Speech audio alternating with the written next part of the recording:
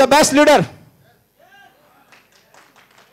मैं कंपेयर, देखो मैं किसी पार्टी को सपोर्ट नहीं करता, लेकिन जो लीडरशिप है अब मोहित के अंदर क्वालिटी तो पता नहीं पड़ेगी, राहुल सर के अंदर क्वालिटी पता नहीं पड़ेगी, अभिषेक जी के अंदर, अमित जी के अंदर पता नहीं पड़ेगी, और लोगों को स्वीकारना पड़ेगा। तुम नहीं बताओगे, दूसरा बताएगा।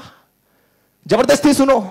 लेकिन इस लीडरशिप की जो मैं क्वालिटी बताने चाह रहा हूं, वो कंपेयर करना चाह रहा हूं इंडिया के किसी लीडर से नहीं, बाहर के लीडर से। कौन व्यक्ति है साहब? ये नरेंद्र मोदी, प्राइम मिनिस्टर नरेंद्र मोदी। और कहां से आते हैं? इंडिया से, और एक सामान्य घर से। अगर मैं आपसे कहूं चाय बेचने वाला, तो ये और भी बड़ी बात है। और ये चाय बेचने वाला वो नहीं जो एमबीए चाय वाला बेच रहा है बड़े बड़े फ्रेंचाइजी में। ये चाय भी उस टाइम पे बेचा करते थे जब खाने के लाले हुआ करते थे साहब। इस व्यक्ति ने लीडरशिप की जो क्वालिटी है वो क्या है, समझाने की कोशिश करता हूं साहब। 2008 में यूएस कंट्री अपना आपको तूफान मानती थी। यूएस कंट्री कहते हैं हमसे बड़ा कोई नहीं। मोदी जी ने वीजा लगाया, हम जाते हैं, जब ये सीएम थे गुजरात के, तो वीजा रद्द कर दिया यूएस ने। आज यही यूएस कंट्री कह रही है ऑटोग्राफ दे दो रे बाबा, ऑटोग्राफ दे दो।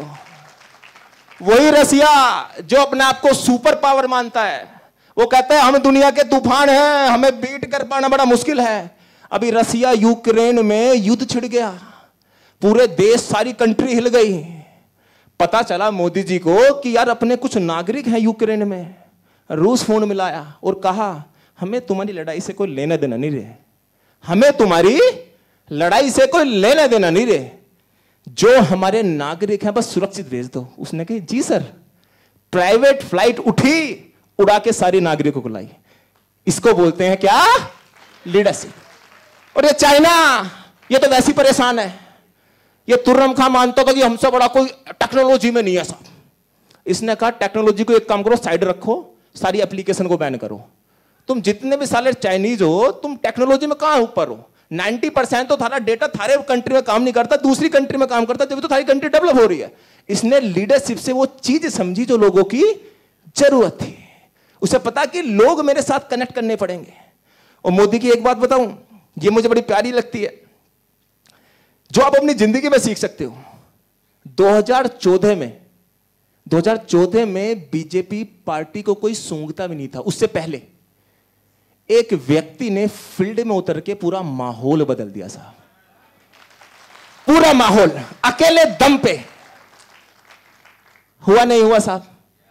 2014 में, अरे देखो कोई गलती से एक बार डायमंड बन सकता है, पूल इनकम उठा सकता है, दोबारा अभी चौका मारा, 2019 में फिर आए, और 2023-24 तैयार है। तैयार है नहीं है? और अगर लीडरशिप अच्छी है, मैं यहां किसी पार्टी को सपोर्ट नहीं कर रहा, किसी के में ताकत नहीं इस व्यक्ति को रोक ले, किसी में ताकत नहीं। मैं लीडरशिप की बात यहां पे कर रहा हूं।